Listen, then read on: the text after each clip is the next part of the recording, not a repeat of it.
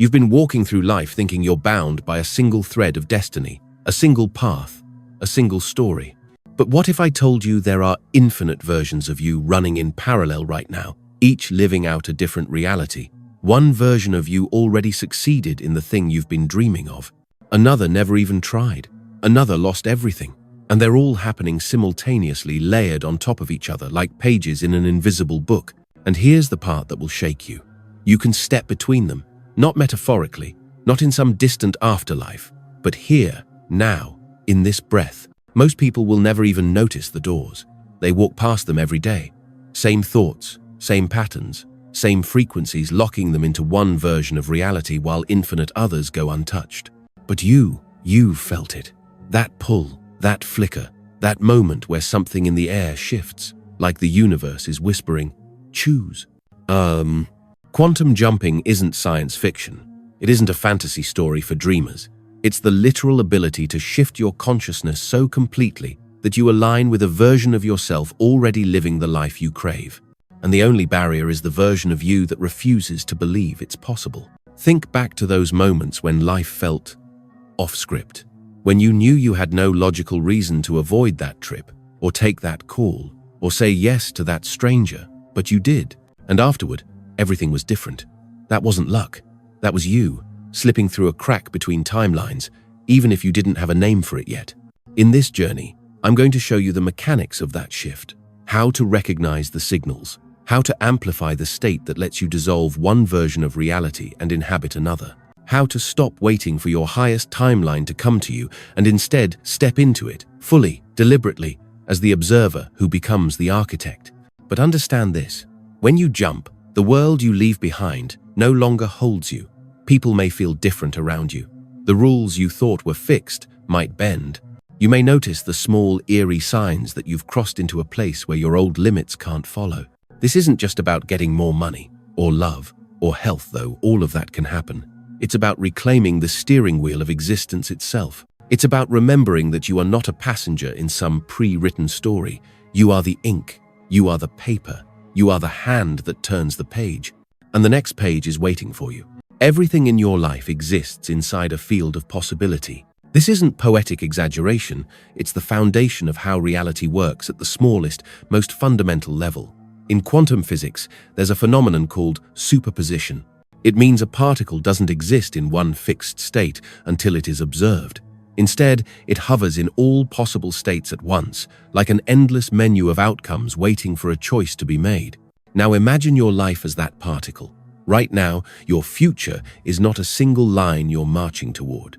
It's a shimmering cloud of infinite scenarios, all suspended in potential. The moment you decide, the moment you direct your awareness with absolute clarity and emotional conviction, one version collapses into form while the others fade into the background. This is the observer effect. Scientists saw it in the famous double-slit experiment when no one was watching. Electrons moved like waves, occupying many possibilities.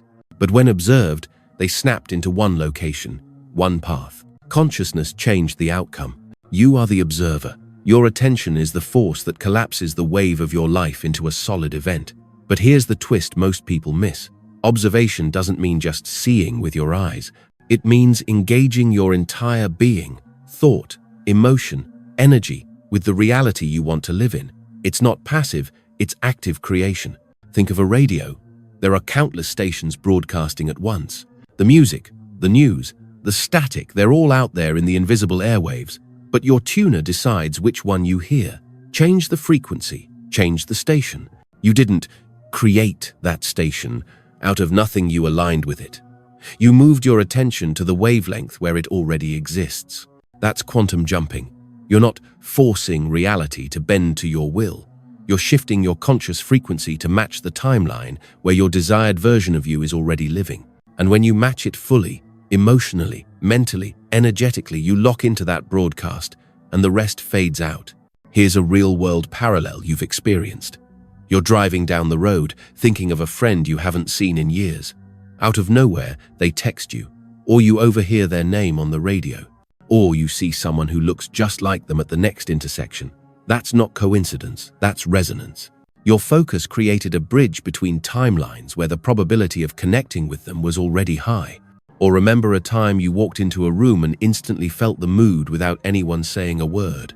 That's not magic. That's frequency detection. You're tuning into the energetic station that space is broadcasting. And depending on your state, you either blend into that signal or disrupt it entirely. The quantum field doesn't care if you're aware of this or not. It responds either way. If your attention is scattered, your reality will be scattered. If your focus is soaked in fear, you will align with timelines where fear shapes the script. But if you hold a clear, unwavering frequency, the one your highest timeline is radiating, then reality has no choice but to reorganize around it. This is why quantum jumping requires more than wishful thinking. It demands coherence. Every part of you has to be in agreement with the shift. Your thoughts, yes. Your feelings, yes. But also your body language, your habits, your unspoken expectations. If even one part of you is broadcasting a contradictory frequency, you'll feel the glitch, that strange tension where the jump begins but doesn't lock in. And here's the beauty. You've already done this. Countless times. You've had days when everything flowed effortlessly, when events lined up so perfectly they felt orchestrated. You were in frequency lock. You were living the result of a quantum jump you didn't even know you made. The only difference now is that you'll do it on purpose. From this point forward, you'll stop thinking of your future as something you move toward. You'll think of it as something you tune into. The station is already playing. The song is already written. The you want to be is already out there laughing, breathing, living the life you're hungry for. And the second you match that vibration, the jump happens. Your mind is not just a processor of information. It's not a hard drive storing memories and facts. It's the lens, the prism, the transmitter that shapes the world you step into. Every thought you think, every belief you carry, sends a signal into the quantum field, and the field responds. Not with judgment, not with morality, but with perfect precision, matching you with the reality that aligns with your signal. You've heard the saying, as within, so without. It's not just philosophy, it's physics. Your inner state is the frequency, the tuning fork that determines what outer events vibrate into your experience. And here's the truth most people miss. Your mind is layered. On the surface, you have your conscious thoughts, the sentences you narrate to yourself as you walk through the day. Below that, the subconscious, the automated patterns, the stored programs, the echoes of childhood and experience. And deeper still, the superconscious, the infinite intelligence that connects you to every version of yourself across every possible timeline. When your conscious mind says, I want to be free, but your subconscious is broadcasting, I am trapped, the field doesn't listen to your words. It listens to your signal. And your signal is the sum total of what you believe, expect, and feel, not just what you say. Imagine your mind as a garden. Every thought is a seed. Most people keep planting seeds of fear, doubt, and scarcity without realizing it, then wonder why their reality is overrun with weeds. They've forgotten that their attention is water, and whatever they water will grow. You can't plant thorns and expect roses. You can't feed your mind fear and expect to walk into a reality built on love. Your emotions are the weather of this garden. Joy is sunlight. Gratitude is rain. Resentment is frost. Every emotional state you hold for more than a fleeting moment reshapes the conditions in which your seeds grow. This is why people who live in a constant state of complaint keep experiencing situations that give them more to complain about. They're fertilizing the very soil that breeds those outcomes. Now, here's where the jump becomes possible. When your conscious and subconscious agree. When the seed you plant with your thoughts is nurtured by the emotional climate of your heart, the field responds instantly. You felt this in moments of deep alignment when you knew, without a single shred of doubt, that something was going to happen. And it did. But most people live in fragmentation. They want love but expect abandonment. They want wealth but feel unworthy. They want health but identify with illness. And the field, being neutral, matches the dominant frequency, which is usually the subconscious fear, not the conscious desire. Your job, if you want to quantum jump into your highest timeline, is to unify your mind's layers, to bring your conscious declarations, your subconscious programs, and your superconscious vision into perfect coherence. When that happens, you don't just try to change reality, you become the version of you that already lives there. Think of it like a lock with 3 tumblers. The first is thought, the second is emotion, the third is identity. Turn one, and nothing happens. Turn two, and the lock resists. But turn all three together, and the door swings open. Identity is the deepest tumbler. You can think positive thoughts all day, but if you still see yourself as the same person you've always been, you'll keep returning to the same timeline. The field organizes itself around who you believe you are. Change that belief, and you change the coordinates of your life. This is why visualization works for some people and fails for others. If you're imagining yourself as wealthy, but deep down you still feel like an imposter, you're rehearsing a play rather than inhabiting a role. The field doesn't respond to rehearsals, it responds to embodiment. So here's the mental alchemy. First, you witness your thoughts like a scientist, not judging, just observing. You catch the patterns that repeat and ask, does this signal match the timeline I want to live in? If it doesn't, you interrupt it.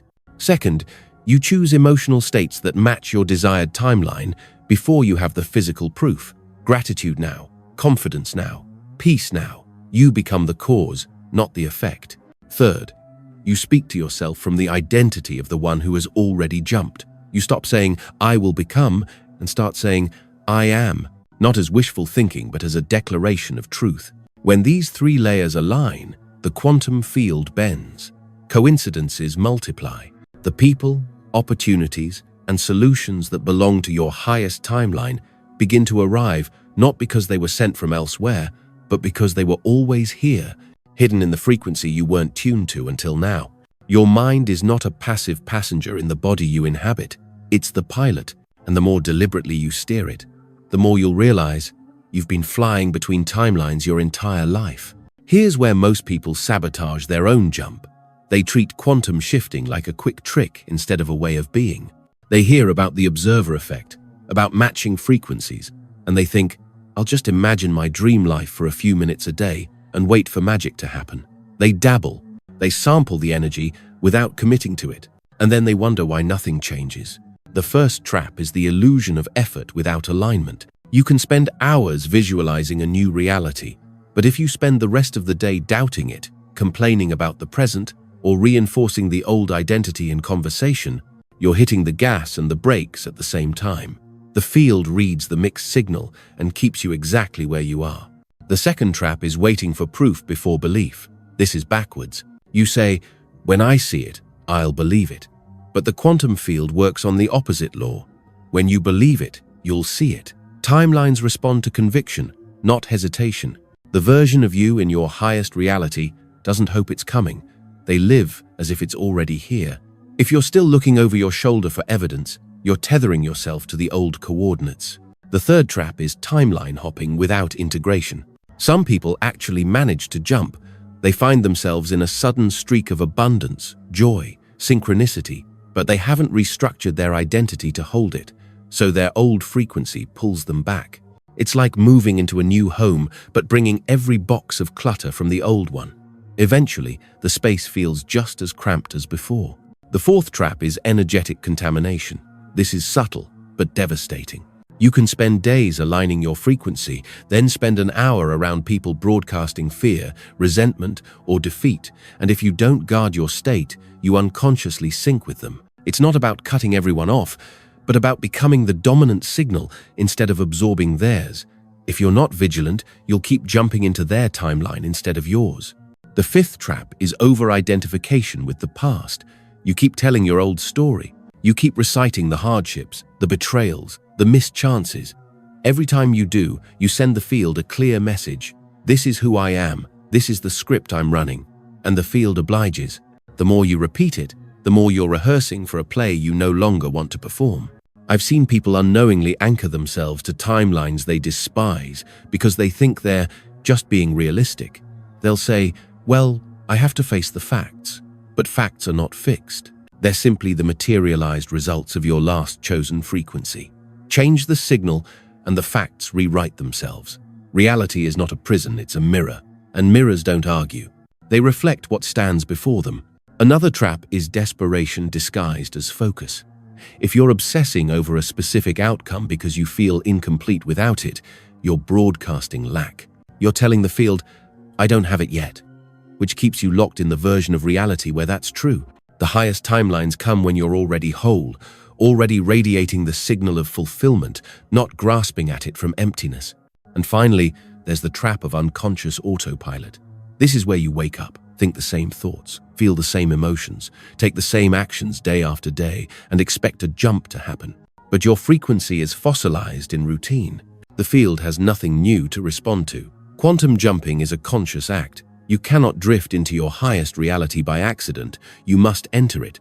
These traps are not failures. They are checkpoints. Each one is a mirror asking you, are you ready to truly leave the old version behind?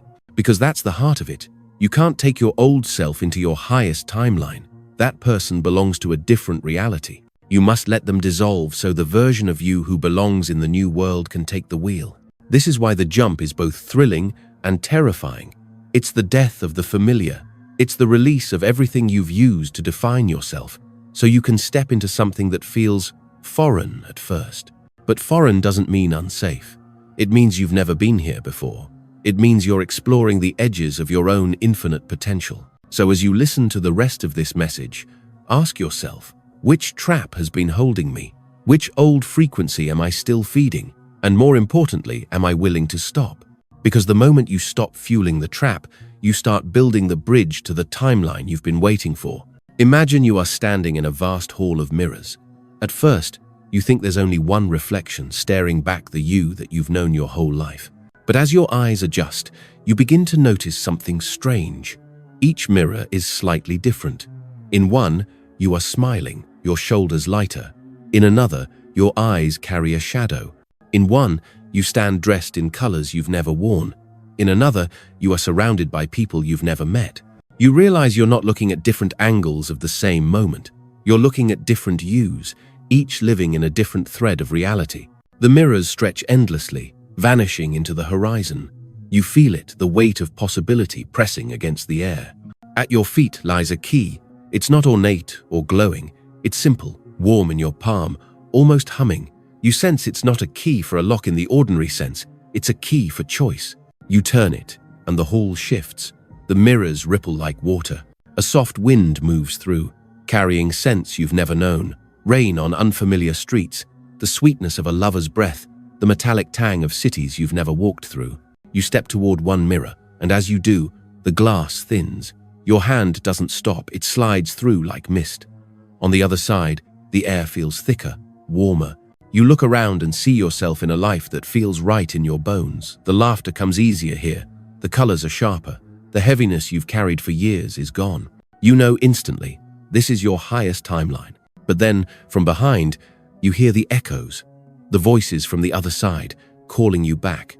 They sound familiar, comforting. They're the voices of your old self, your old fears, your old patterns. They tell you it's safer there, that the mirror is a trick, that the life you're touching isn't meant for you. For a moment, you hesitate, and the glass begins to solidify again. The warmth in the air fades. You pull your hand back and realize the door is closing. That's when you understand the truth. The mirrors are always here. The key is always in your palm, but the choice to step through can't be half-hearted. The moment you commit fully, without the tether of your old reflection, the glass melts away completely, and the new reality embraces you. The hall of mirrors is the quantum field. The key is your frequency. The act of stepping through is the jump, and the voice that tries to call you back, that's the echo of the version of you that belongs to the timeline you're leaving behind. If you want to stay in your highest timeline, you can't keep answering the echo. You must let it fade until it becomes nothing more than a memory, like a dream dissolving in the morning light. And then you keep walking, because once you realize there's more than one mirror, you'll never again believe in a single reality. You'll know in your bones that you are the traveler, the key holder, the one who chooses which reflection becomes your life. Let me tell you about someone I'll call Maya. She wasn't a scientist or a mystic. She was just tired. Tired of waking up in the same apartment she hated, working a job that drained her, circling through relationships that felt like the same conversation with different faces. She'd heard about changing your vibration before, but it always sounded like a nice idea for other people, not for her. One evening, sitting on her small balcony, she felt something shift. It wasn't dramatic. It was more like an ache she couldn't ignore anymore. She realized that every thought she had during the day was either a complaint or a memory. Not once did she imagine herself in a life she actually wanted to live. And the thought hit her, what if I've been broadcasting the wrong frequency all along? That night, instead of watching the same television shows to numb out, she tried something different. She closed her eyes and pictured a version of herself living in a bright, open home near the ocean. She felt the sunlight spilling across her skin, the sound of waves in the distance. She imagined walking through a door where every object felt chosen, not inherited. She didn't just see it, she tried to feel what it would be like to already live there. For a week, she did this every night. At first, nothing seemed to change, but then she noticed tiny shifts. A co-worker she barely knew invited her to a networking event, and for the first time in years, she went. She met someone who ran a small business near the coast and offered her freelance work. The income wasn't huge, but it was enough to spark a thought. I could actually make this move.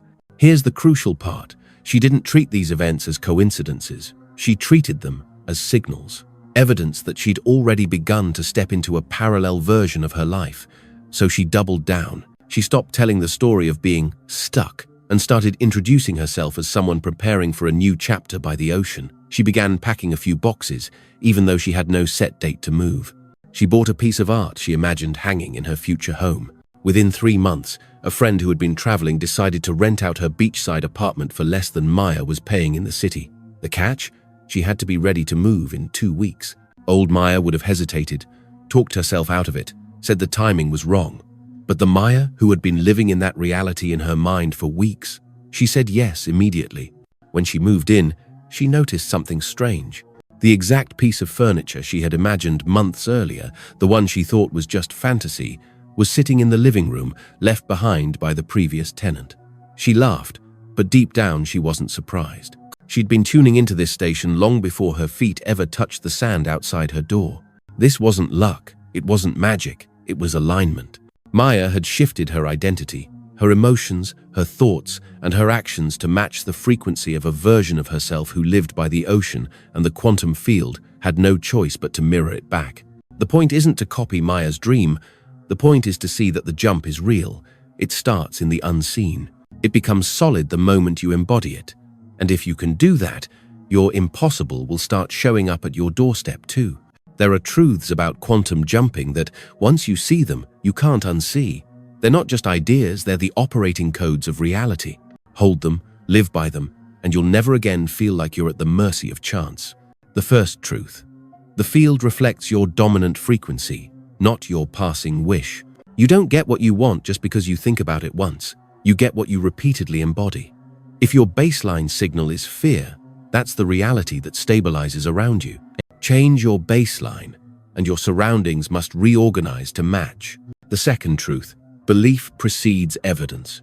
This is the inversion most people never make. They think seeing is believing, but in quantum terms, believing is seeing. You must live in the certainty of the timeline before the proof arrives. The proof is not the cause, it's the echo. The third truth. Identity locks the jump. You can imagine, visualize, and affirm all you want, but if deep down you still see yourself as the old you, you'll keep falling back into the old coordinates. The shift becomes permanent when you stop trying to get somewhere and start being the one who's already there. The fourth truth. Emotion is the accelerator. Thought sets the direction, but emotion is the fuel. The stronger the feeling of already having it, gratitude, joy, certainty, the faster the field rearranges. Without emotion, the signal is weak. With it, the signal becomes undeniable. The fifth truth. Your environment can amplify or dilute your frequency. People, places, and habits are all transmitters. Spend too much time in a space that contradicts your desired timeline, and you'll find yourself pulled back. Curate your surroundings to match where you're going, not where you've been. The sixth truth. Letting go is not losing, it's recalibrating. When you release an attachment to the outcome, you stop broadcasting the energy of lack. This doesn't mean you stop caring. It means you trust that the reality you've tuned to is inevitable. The paradox is that the moment you stop grasping, the jump becomes effortless. The seventh truth. Every decision is a doorway. Every choice, no matter how small, sends you further into one timeline or another. From the way you speak about yourself, to the people you allow into your day, To the thoughts you choose to entertain, you are constantly stepping into one mirror and away from another. There is no neutral step. Live by these truths and the quantum field stops feeling like a mystery. It becomes a partner, a mirror that is always, unfailingly, showing you the vibration you're holding. And when you see it that way, reality stops being something that happens to you. It becomes something you shape with each breath, each thought, each choice. You will realize that the highest timeline isn't something out there waiting for the right alignment of stars. It's here, it's now, it's just invisible until you start broadcasting at its frequency. And once you do, once you stand inside it, in your mind, in your heart, in your bones, the rest of the world will rush to catch up. Here's where you take the theory and make it alive. Quantum jumping is not a one-time leap, it's a skill. And like any skill, it grows with practice. You can start today, right now, by integrating these steps. First, choose your station and tune in daily. Decide the version of you you're going to embody, not wish for, not reach for, but be. Write down a snapshot of their life in vivid detail. What do they see when they wake up? How do they speak? What do they believe about themselves? Every morning, take 5 minutes to feel that reality until it becomes more familiar than your current one. Second, act from the identity now. Ask yourself throughout the day, what would the version of me in my highest timeline do in this moment? Then do that thing, even if it's small. Maybe it's choosing to respond with patience instead of frustration. Maybe it's spending an hour on a project that excites you instead of scrolling endlessly. These micro actions are coordinates, locking you into your chosen timeline. Third, curate your environment. Remove one object, habit, or influence that belongs to the old version of you. Replace it with something that belongs to the new one. If your highest self values peace, maybe you clear the clutter from your space. If they value health, maybe you stock your fridge with what supports that. Your surroundings are constant reminders. Make sure they're aligned. Fourth, practice emotional alignment before the evidence. This is the muscle most people skip. Once a day, drop into the feeling of already having what you want. Smile as if the news already came. Stand as if the opportunity has already arrived. Your nervous system doesn't know the difference, but the quantum field responds to the signal. Fifth, release the grasp. After you've aligned, let it breathe. Don't obsessively check for signs. Don't keep asking when it will happen. You've tuned in. Trust the broadcast. The jump happens in the space between effort and surrender. Do these 5 steps not as a ritual you try for a week, but as a lifestyle. Soon, the line between visualizing and living will blur. You'll catch yourself making choices and meeting people that fit your new frequency without even thinking about it. That's when you'll know you've already jumped. You've spent too long thinking reality is something fixed, something handed to you by fate or luck or circumstance. But now you know it bends. It bends to the frequency you hold. It bends to the identity you embody. It bends to the version of you who dares to step through the mirror and not look back. You are not small. You are not powerless. You are not at the mercy of the timelines you were born into. You are the architect of the shift, the navigator of the infinite, the one who holds the key in every moment, whether you choose to use it or not. Think about this. Every great change in your life, every breakthrough, began the moment you decided. Not when you had all the resources, not when the path was perfectly lit, but when you chose. That choice was the jump. Everything else simply arranged itself around it. And now, you stand here again, staring at the mirrors. You know the old reflection well. You know its habits, its fears, its limits. But you also know the one that's been calling to you, the self, who laughs louder, loves deeper, moves through the world with an ease that feels like home. That self is not a fantasy. They're just waiting for you to match their frequency long enough to make the merge permanent. This is not about forcing the universe to give you what you want. This is about remembering that it already exists. You've seen glimpses in dreams that felt too real to be just dreams. In those rare days when everything flowed without effort. In the unshakable sense that there's more for you than the life you've been living. So, breathe. Feel the weight of that truth settle in your chest. Let it sink into every cell. Because the moment you do, the moment you stop entertaining the story that you are separate from what you desire, the jump is already happening. From here forward, you walk like the version of you who has already crossed. You speak like them. You choose like them. You no longer rehearse the old script, you live the new one. And every step you take in that identity becomes a signal so clear, so undeniable, that the quantum field can't help but align the stage around you. This is your moment. This is your jump. And once you land, you'll look back and realize you were never trying to get there. You were always there, you just had to remember how to see it. If something in you is alive right now, don't ignore it. That pull you feel, that quiet certainty that you're meant for more, it's not an accident. It's the signal, the invitation, the doorway you've been asking for. You are standing at the edge of your next reality. All the mirrors are here, all the versions of you are waiting, and the only thing left is the choice you make in this moment. Don't let this just be another video you watch and forget. Let it be the turning point, the night you decided to stop drifting between timelines and start choosing them. The moment you took back authorship over the story of your life. If this message has lit something in you, then you already know this is the space where we go deeper, where we explore the mechanics of reality and the mysteries of consciousness, where we learn to live in deliberate alignment with the highest version of who we are. So, if you haven't already, subscribe. Not for me, for you, so that every time a new doorway appears here, you don't miss it. Like this video to strengthen the signal. Share it with the ones you know are ready to remember who they are. And in the comments, declare your jump. Write the words, "I choose my highest timeline," not as a wish, but as a commitment. Let the act of putting it here be the first physical proof of the decision you just made. This isn't the end. It's the beginning of the version of you who lives on the other side of the mirror, and I'll be here, waiting to walk that path with you.